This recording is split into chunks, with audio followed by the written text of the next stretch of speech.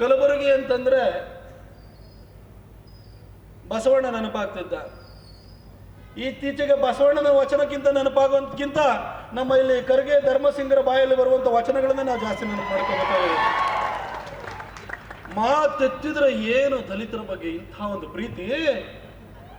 ಈ ನೋಟ್ ರದ್ದತಿಯನ್ನು ಮಾಡಿ ಪ್ರಧಾನಮಂತ್ರಿ ಗರೀಬಿ ಕಲ್ಯಾಣ ಯೋಜನೆಯನ್ನು ಮಾಡಿ ಪ್ರತಿಯೊಬ್ಬ ಬಡವನಿಗೂ SC ST OBC ಯಾರೇ ಇದ್ರು ಕೂಡ ಪ್ರತಿಯೊಬ್ಬರಿಗೂ 2022ಕ್ಕೆ ಭಾರತಕ್ಕೆ ಸ್ವಾತಂತ್ರ್ಯ ಬಂದು 75 ವರ್ಷ ಆಗುತ್ತೆ. ವಜ್ರ ಮಹೋತ್ಸವದ ಒಳಗಡೆ ಎಲ್ಲರಿಗೂ ಮನೆ ಕಟ್ಟಿಸ್ಕೊಡ್ತೀನಿ ಅಂತ ಹೊರಟಲ್ಲ.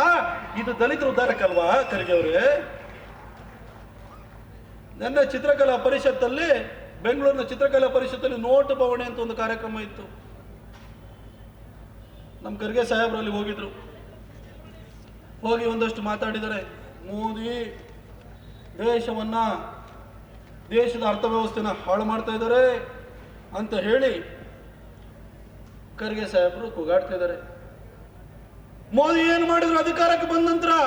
ಬರೀ ಭಾಷಣ ಹೊಡೆದ್ರು ಅಂತ ಇದುವರೆಗೂ ಹೇಳ್ತಾ ಇದ್ರು. ಈಗ ದೇಶನ ಹಾಳು ಮಾಡ್ತಾ ಇದ್ದಾರೆ ಅಂತ ಹೇಳ್ತಾ ಇದ್ದಾರೆ.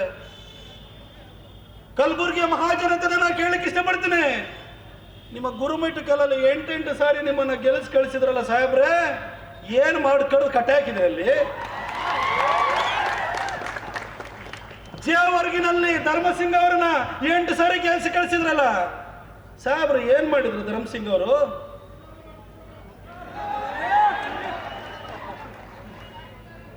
ಅಲ್ಲ, ನಾನು ಇನ್ನೊಂದು ಖರ್ಗೆ ಅವರಿಗೆ ಕೇಳಲಿಕ್ಕೆ ಬಯಸ್ತೀನಿ. ನಾನು 8 ಸಾರಿ ನೀವು ಗುರುಮಿಟ್ಕಲಿಂದ ಗೆದ್ದು ಬಂದ್ರಲ್ಲ, ಜನ ನಿಮ್ಮನ್ನು ಪ್ರೀತಿಯಿಂದ ಗೆಲ್ಸಿದ್ರಲ್ಲ.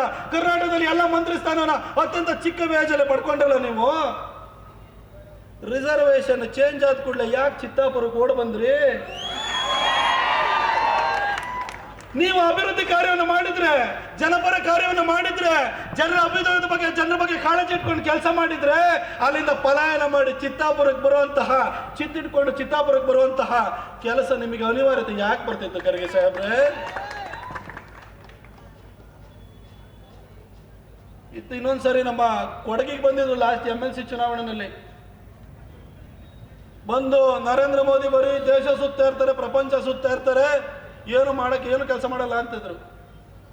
ಹೌದು, ನರೇಂದ್ರ ಮೋದಿಯವರು ಪ್ರಪಂಚ ಸುತ್ತಾರೆ. ಇದುವರೆಗೆ 56 ದೇಶಗಳಿಗೆ ಹೋಗಿ ಬಂದಿದ್ದಾರೆ.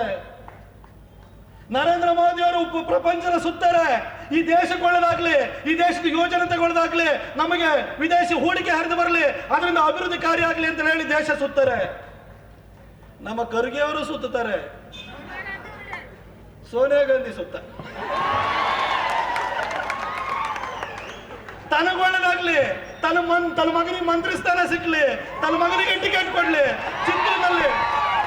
ಚಿತ್ತೂರಿನಲ್ಲಿ ನಮ್ಮ ಚಿತ್ತೂರಿನಲ್ಲಿ ಯಾರ ತಾಯಿ ಹೊಟ್ಟೆನಲ್ಲೂ ಕೂಡ ಅಲ್ಲಿನ ಶಾಸಕರಾಗುವಂತ ಮಕ್ಕಳೇ ಹುಟ್ಟಿರ್ಲಿಲ್ವಾ?